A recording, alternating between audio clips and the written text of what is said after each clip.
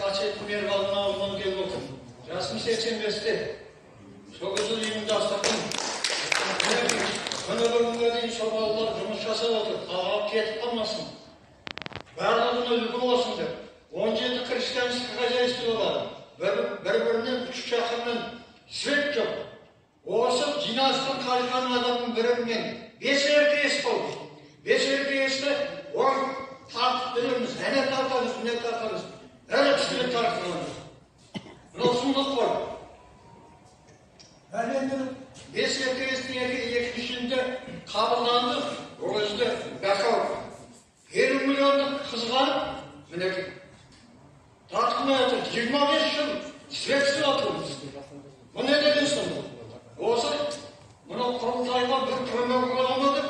Осы қатта жиналып отыр. Осы көп жинасты қажыған адамның бірім мен. Сол елді басқарып отырмын мен. Ол кезде 25 мың қой бұрды. Сол елде управляющий болдым. Сол елді басқардым. Барлық жағдайды білем мен. Бірақ сол 17 хозяйствоның бірінде свет жоқ. Мынау не деген сұмды? Осы уақытта дейін свет болмаған. Еркесті дүние 5 еркес болып, 2 еркесінде қабылданған келін қазып ұстапай деді, айтады. Қағазда барлығын жүргізетін келін. Мынау сұмдық қой. Осы міне жиналып отырғанымыз, осыдан бір көмек боламады. Мен негізі жемейші Аққұл ауылының құрметті азаматымын, ардагермін, облыстың ардагермін, барлық анауардың Волкова деген менің шаруашылығымнан келіп, көріп, звезда притеща, супер девочка деп мені қалып қойды. Супер девочка дерегіне Волкова не шығарды. Рахмет. Жүз жасаңыз, енді қазір жауабын тыңдайық. Біз былай істейік енді.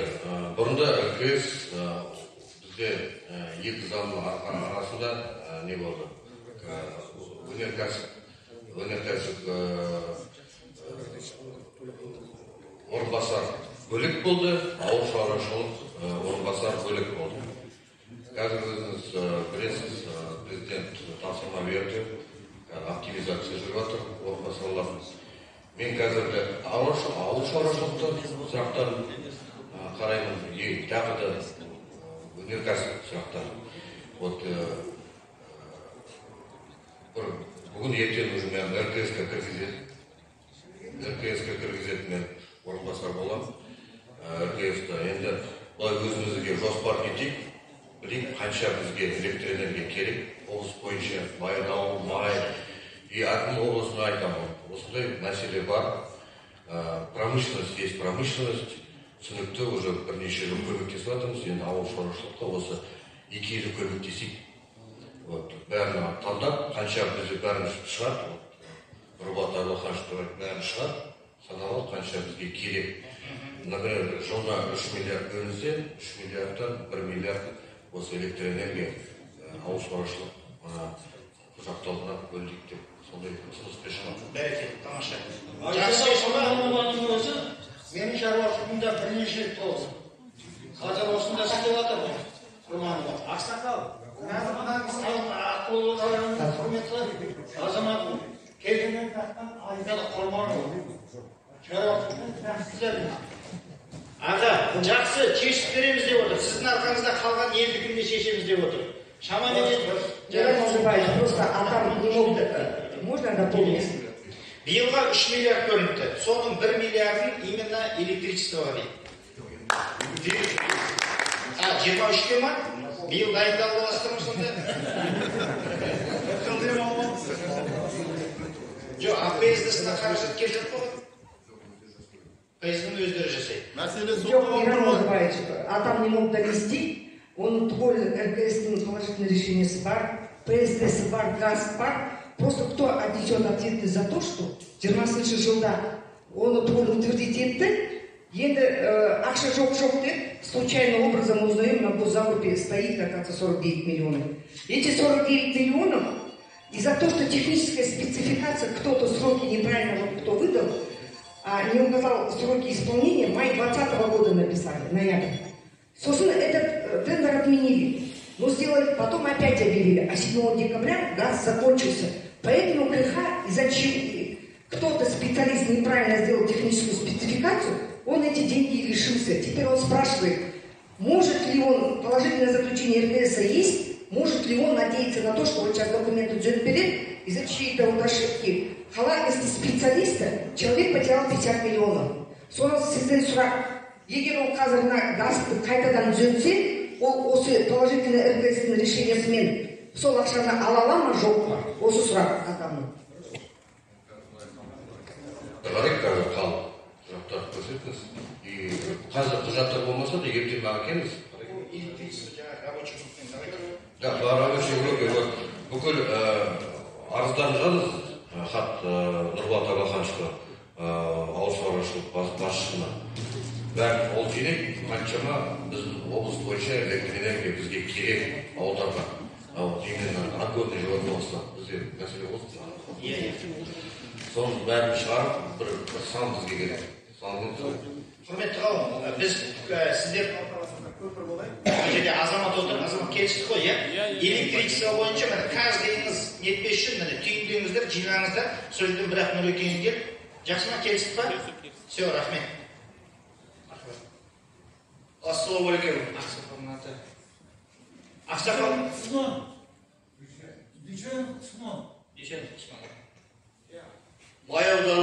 Баянауыл ауданы бойынша екі ауданда да жеріміз бар.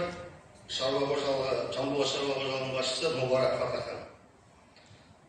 Баянауылдың осында келелмеген шаруалары жер мәселесі бойынша бізде негізінен ұсақ шаруа қожалықтары жер ала алмайды. Ұсыныс, жұмыспен қамту жол картасы, іскер сияқты мемлекеттік бағдарламалар бойынша несие алған жаңа бастаған шағын кәсіпкерлер үшін жер телімдерінің лоттарын 300 гектарға дейін бөлу. Сондықтан кәсіпкерлердің үлкен тобына жер алу мүмкіндік береді, ұтып кетеді ірі қожалықтар. Соны жеке қойса, және жер комиссиясының жаңа құрамына Шопан атадан, сосын шаруа қожалықтардан кісі болса комиссияда. Әйтпесе жасыратын жоқ, ылғи акиматтан кісілер болады да, бармақ басты көз қыстыға түсіп кетеді.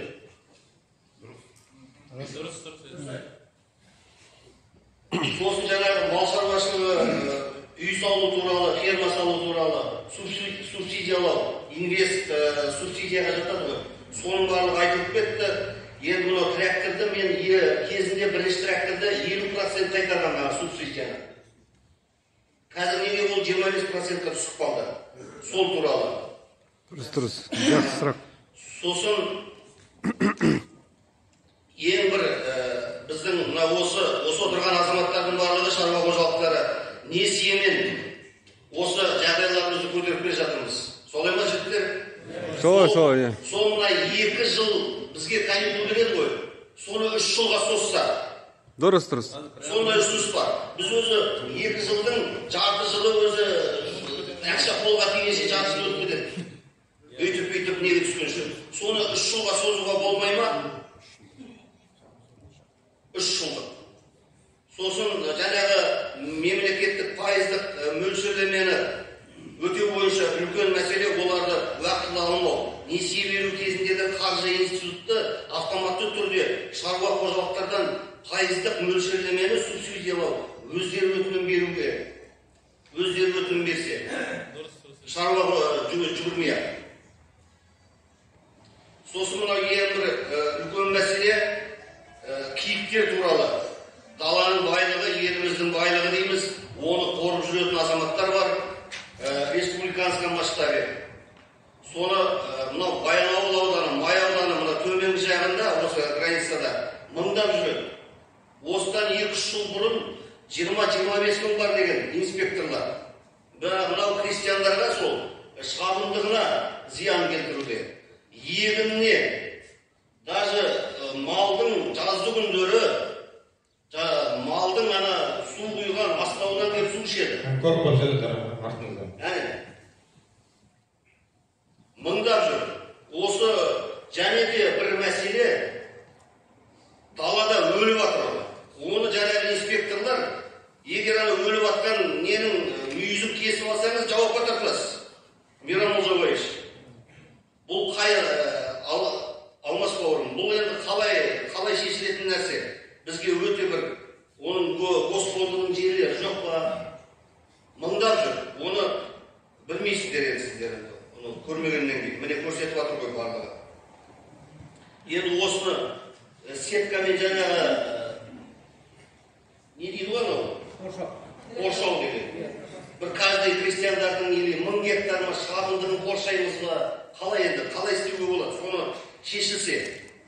Содан кейін жаңағы Алмасбек мырза, өзіңізге көптен көп рахмет. Бірақ та мынау біздің өңірлерде қой деген өте азайып кетті. Қойға қызығушылық деген жастар түгілі біздің де көңіл күйіміз түсіп қалды. Өйткені жүні іс болмайды. Оны өткізу біздің мына экспортта өткізеді екен. 9-12 неден долларда каждый кило 9-12 мыңнан теңгемен санағанда. Біздікі 2 мыңнан аспай тұрады. Базарда 2200-2300 ғана бар. Ет дейді. Ал енді мына осы ертең қойымыздан айырылып қалатындай жағдайдамыз. Осыны жаңа сіз көтеріп жатсыз ғой. Осы жастарды қызықтыратындай бұл ұсыныс. Жаңағы пенсияның несін кімде қандай стажы бар, 25 жыл шаруа қожалығында мысалы сондай бір ұсыныстар жасап жүрсіз, соны іске асырсақ. Рахмет. Уақыт болды, жаңа жер комиссиясы жөнінде. Жер комиссия және 300 гектардан бір лотты өткізу сондай ұсыныс қабылданады. Бұл жағынан дұрыс, кіші микробизнес даму үшін. Екінші сұрақ, осы 25 мың басып деватсыз да, сонда баяндалды. Ол негізі комитет менікі ертең түсер күні Астанаға барам, төрағасымен сөйлесіп келем, не істейміз сонда жағынан. Осы население шәкірттармен. Негізі мына эфирді қарап отыр қазір, біз осы шаруалар киіктер туралы енді шаруалар жылайды ғой, шынымен де егін таптап кетеді, суын ішіп кетеді. Экранның ар жағында отырғандар ол краснокнижный, одан да шаруалар өздері резерватқа қамалыңдар дейді. Бұл жерде енді жаңағы комитет төрағасының бір шешім керек, бір амал жасау керек. Не шаруаларды, не киікті әйтеуір қоршау керек. Кімді қоршайды, өздері шешсін. Давайте бұнданы үлкен құрылтайға сұрақ ретінде көтерейік. Ол үлкен Оралда да сол, ол дегеніміз Ақтөбеде де сол. И қазір ана батыстың киігі сіздерге келе ауып келіп жатыр. Дұрыс айтасыз. Анау сіздерде жүрген бәрі өздеріңізге емес, аяқ асты өсіп кеткен жоқ. Ол ана жақтан, ана жұттан бері қарай көшіп жатыр ол мал. Сондықтан бұл үлкен проблема. Енді ол сізде қозғаңыздар, бізде қозғайық. Жаңағы үлкен құрылтайға шығарайық, комитетке айтайық, бір амалын іздеу керек. Или жарайды, жерімізге жайайық, егініміз жесін, онда бізге киіктің жеген үшін шығынымызды өтеп берсін. Жоқ, мал сатып жүріп, киік бар. Жоқ, енді сонда өтеп берсін, біз онда киікті жайайық, сол жесін. Жақсы. Ақырғы бір сұрақ, үлкен бір сұрағымыз, біздің Баянауыл бойынша 5 ауылдық округтың жолы нашар. Аймауытов ауылында 70-тен астам шаруа қожалық бар. Соның 45 километр жері Мейрам Молжабаевич жылда айтылады, бірақ та істелінбейді. Сол іске аса ма, аспай ма? Осы биыл барған аудан әкімі бізге обещать етті, 3 жылда 15 километрден салынады деп, бірақ та сол қаржы әлі бөлінбепті. Рахмет тыңдаңыз. Сіздер де маған обещать еткенсіздер, жолдың мәселесін көтермейміз деп. Бірақ обещаниеңізді орындамайсыздар. Давайте оны бөлек қойыңыздар, жарай ма? Енді егер айтатыныңыз болса айтыңыз, но бірақ мал шаруашылық соған емес болса. Арқабар. Трактор 50%-ге көтеру, ол пока бұл жердің әңгімесі емес, ол республиканың мәселесі. Жақсы ма? Жаңа сұрақ көтеріп отыр, Петропавловск бойынша да. Бұл мәселені өткен жылы облыстық шаруашылықтар көтерген. Бұл мәселені ауыл шаруашылығы министрлігіне ұсыныс ретінде бердік. Негіздемелерін туындайды. Бірақ әлі күнге дейін сол сұрақ сол қаралуда ауыл шаруашылығы министрлігінде инвест-субсидияға 25%, 20%-ын өтеу жөнінде ұсыныс бергенбіз шаруашылықтардың негізінде. Егер рұқсат болса, осы инвест-субсидияны сұрақты тоже қоссаңыздар. Но электропостух емес. Электропостух мен оны өзім көргем. Киікпен мәселені шешпейді. Киікпен даже өзімнің малыммен мәселені шешпейді. Ол конкретно қоршауы керек. Жаңағы резерват па, не жасалынады, оның территориясы қоршауы керек. Немесе жаңағы кімді-кім контрава жасады, киік. Соған жаңағы бір возмещение ма, бірдеңе компенсация ма, жаңағы комитет, экология комитеті жасасын. Оны доказать ете алмаймыз. Енді листигі бар басқа. Енді ол басқа әңгіме ғой. Біз оны жерде сөз таластырмай қойып, доказать ету деген ол жерде екінші проблема. Егер ондай төленетін деп шешілетін болса, табамыз ғой амал. Жақсы ма? Жоқ. Нұрболат. Міне туған отыр мына жерде. Электропостухты қолданып пайдаланып келе жатқан көп көмегі бар. Бір ауыз сұрасаңыз болады. Жоқ, нұртуғандығынан мен болғам. Білемін. Но бір жолға ол шешпейді. Рас оны үйрету керек, оны басқа әңгіме жарай ма? Оны конкретно Нұртуған шамасы есе, ол да шағын есетімен қоржа тастайды. Жақсы. Ассалаумағалейкум әріптестер. Мұхтар Сайратұлы, Баянауыл ауданы Мұса Шорман ауылындағы Қайыр шаруа қожалығының басшысы болып табыламын. Өз тарапынан осы шаруашылыққа байланысты ұсыныстарым бар болғандықтан осы жиынға келіп отырмын. Сол себепті өзімнің тарапымнан қойылатын ұсыныстарымды айта кетсем. Ауыл шаруашылық көліктері мен тіркеме құрал-жабдықтарының бағаларының тұрақсыздығы салдарынан қарапайым фермерлерге барынша кері әсерін тигізуде. Сол себепті осындай фермерлерге арналған субсидия мөлшері қарастырылса, сондай-ақ шаруаларға өзге елдерден ауыл шаруашылығына арналған техникалар алуына жағдай жасалса, яғни өтеу алымды алып тасталса және кедендік салық мөлшерін тиімді деңгейге дейін азайтылуы қажет. Екінші ұсынысым, Баянауыл ауданының аграрлық салаға бетбұрыс қосып, бұрынғы егістік жерлерді қайта жандандыру. Осы егістік саласында бізде көп жерлер мақсатсыз пайдаланылып отыр. Үшінші ұсынысым, малға арналған жем-шөп субсидиясын уақытылы беру, яғни жылдың басында, оны біз постоянно былтыр ашылды, біз жылдың аяғында аламыз, оны декабрьдің басында, ноябрьге ең соны декабрьге дейін созылып кетті. Төртінші ұсынысым, жанармай бағасын неғұрлым тиімдету. Шаруалар егінге шыққанда және шөп шабу науқаны басталғанда жанармай бағасының орынсыз қымбаттап кетуі. Жанармай бағасын науқан кезінде нарықтағы құнынан 30%-ға дейін арзандату. Бесінші ұсынысым, қарапайым және шаруашылықты жаңа бастаған фермерлерге баз бен малшылар үйін салу үшін субсидия алуды қолжетімді қылу. Жаңағы бұл жерде айтып кететінім, үлкен фермерлердің мүддесі көбінесе сол үлкен фермерлердің мүддесі қорғалып кетеді осы жерде. Европалық стандартта салу керек дейді. Ол жаңа бастаған фермерлерге өте қалтасына соғатын осындай нарықтағы құрылыс материалдардың қымбаттауына байланысты. Алтыншы айтатыным, шаруа алған несиесін мақсатты пайдаланып, нәтижеге қол жеткізу үшін жеке шотына түскен ақшаны қолма-қол ақшаға ауыстыруға мүмкіндік беру. Бұл бұрын болатын, қазір осыны алып тастап, шоттан шотқа аударып тастады. Осы ретте несие алу үшін шаруалар тарапынан кепілге қойылатын мүлікті нарықтық құнынан төмендетпей дұрыстап бағалау. Қойған залогымызда құн жым қылып, жаңағындай түсіріп тастайды.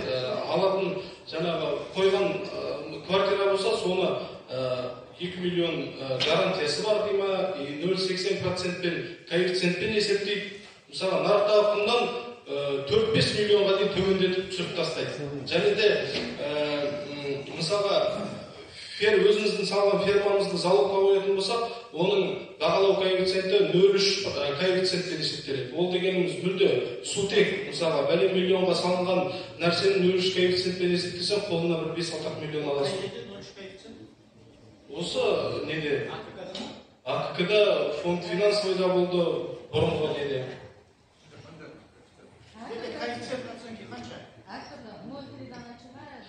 Вот 0,3-дан начинается, 0,3-га попадаем. Неге 0,3? Но от материала зависит, от года постройки.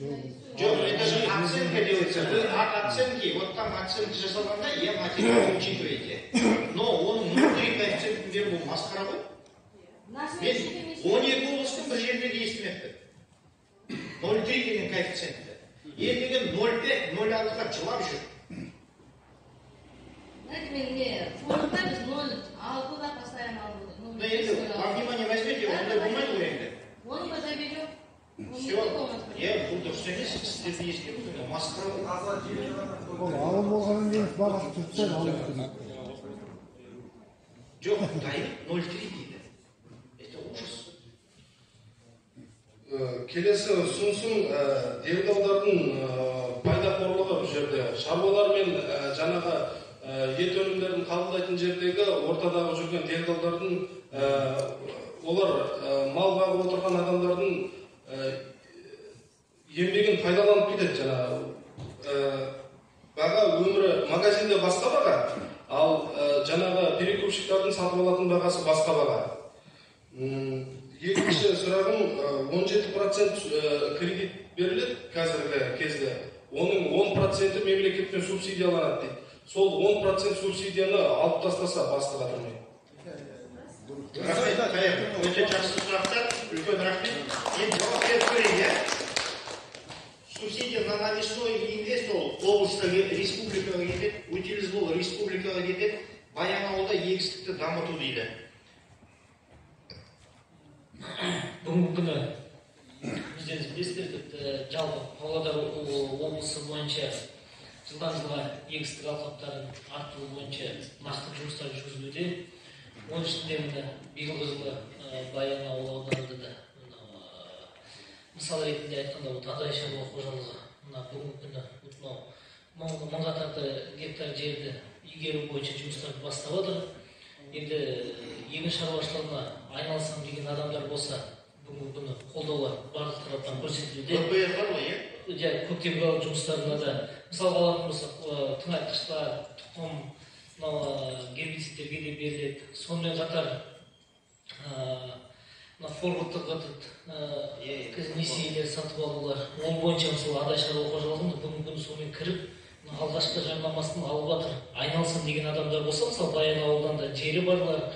Ондаймен біз әрқашанда қолдауға дайынбыз. Үлкен рахмет, бұл жерде сіздерде парок бар ма? Ең төменгі парок. Сіздер жаңағы 1000 гектар туралы айтып отырсыз, жігіттерде 200 гектар, 300 гектар сонымен.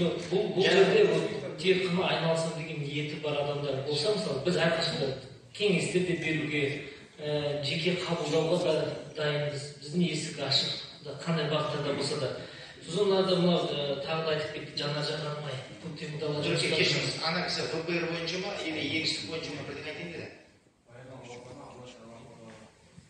Алла. Өзім егін салып отырған бері. Біреу деген мысалы, арендалы.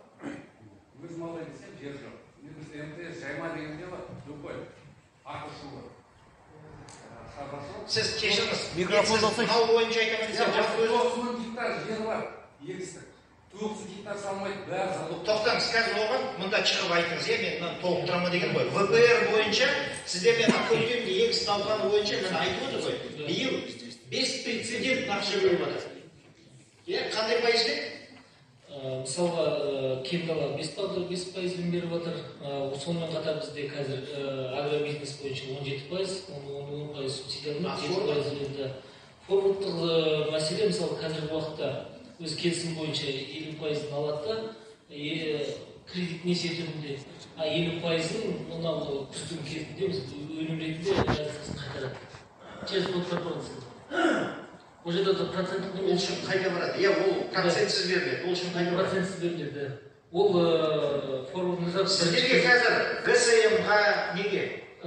Тұқымға, селитраға, соған бәрінің ақшаның жартысын береді, ол мысалға егер через подкорпорация мысалы 400 мың примерно 400 миллион мысалы алатын болса, мысалы бірінші кезекте мынау азықтық келісімшарт корпорациясына өтініш беріледі.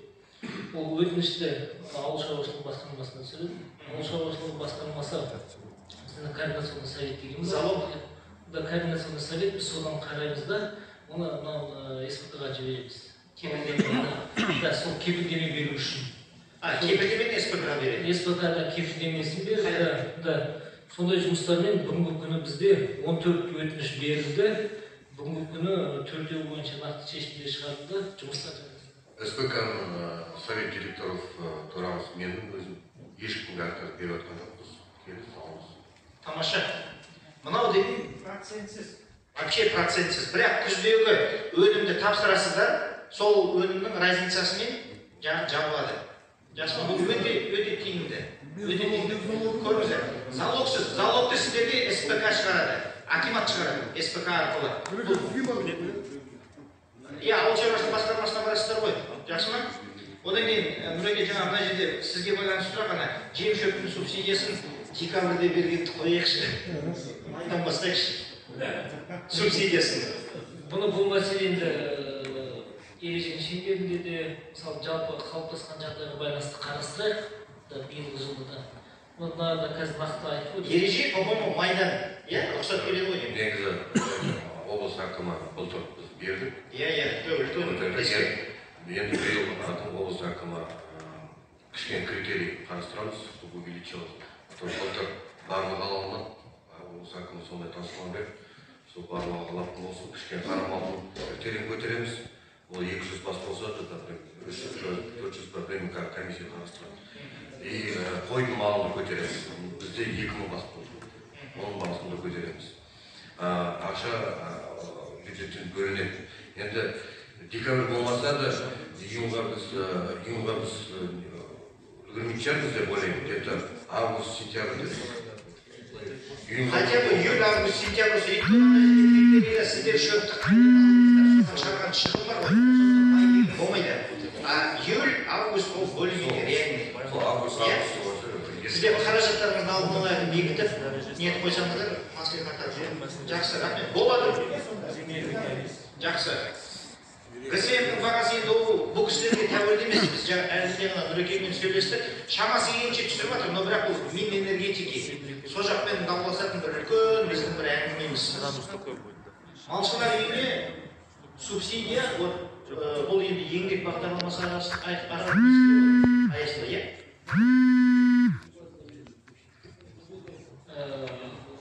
Басқарманың немесімен жүзеге асырылады. Мысалы, әрбір шаруашылық өзінің жұмыскеріне үй салатын жағдайда, мысалы, 50%-ға дейін субсидия беруді тетіктері бар, ережелер. Бұл жерде нақты сұрақ жауап беруді сұрақ беремін бұл сұраққа. Бұл сұрақпен жаңа қойған адам хабарласын басқармаға. Мен басқармалармен бұл вопросты пысықтайын, жақсылап жауап берейін. Негізі президенттің тапсырмасы бар. Жұмысшыларына үй салған үшін 50% субсидия. Бірақ енді оны кім алды, кім алмады білмеймін мен. Рас өтірік айтпай-ақ қой, но негізі ондай бар. Управление координации занятости соларда болмайды. Ол қай кезден бастап бар? Соны айтамын. Былтырын айтпай-ақ қойшы, қаңтардан бері қарай бар дейікші. Жоқ деп біледі, біз жаңа ғана естіп жатырмыз ғой. Қанша үй салып жатыр? Бұл негізі былтыр президентпен көтерілген, жаңағы ережелер бәрі қабылданған, бірақ жергілікті деңгейде қалай іске асып жатыр, мен де білмеймін. Асқан жоқ бізде. Айтылмайды ол, айтылмайды. Бұқаралық ақпарат құралынан айтылды. Міне, қазір айтып жатырмыз, давайте міне. Қазір айтып жатырмыз, давайте олай. Жақсы ма? Мен айтып кетсем болады ма? Жаңағы не туралы? Субсидия туралы, малшылар үйіне субсидия беру туралы. Малшы ғана емес, кез келген жұмысшыға үй салсаң 50%-ын үкімет көтеріп береді. Көтеріп береді, бірақ соның ішіндегі шарттары өте ауыр да. Мысалға, Европейский стандарт. Бойынша білесің бе, естідің солай ма? Жоқ. Несі қиын нақты? Жаңағы счет фактура, накладной, ол керек. барлығын жинап дұрыстап тапсыру керек пе сонда? Конечно.